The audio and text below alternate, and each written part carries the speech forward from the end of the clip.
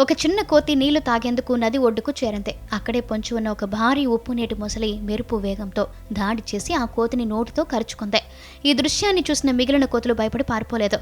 తమ సహచరుడు మృత్యువు నోట్లో చిక్కుకున్నాడని గ్రహించిన వానర సైన్యం ప్రాణాలకు తెగించి మొసలి ఉన్న ఆ ప్రమాదకరమైన నదిలోకి దూకాయి.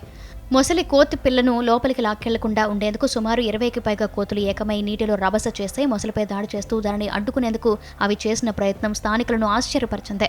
మొసళ్ళు ఎక్కువగా ఉండే ఒడిశాలోని ఈ నదిలో దిగడం అంటే ఆత్మహత్యతో సమానమని తెలిసినా ఆ కోతులు చూపిన తెగువ సామాన్యమైనది కాదు.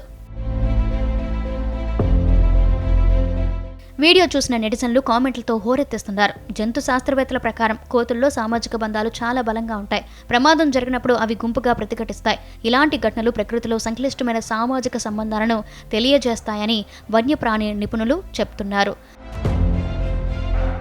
ఆపదలో ఉన్నవారికి సాయం చేయడం కాదు కదా, కనీసం పట్టించుకొని ఈ ఆధునిక సమాజానికి కోతులు గొప్ప పాఠాన్ని నేర్పించాయి. చనిపోతామని తెలిసిన తోటి కోతి ప్రాణాన్ని కాపాడాలనే ఆరాటంతో ఆ కోతులు చేసిన సాహసం ఇప్పుడు యావత్ దేశాన్ని కదిలిస్తుంది.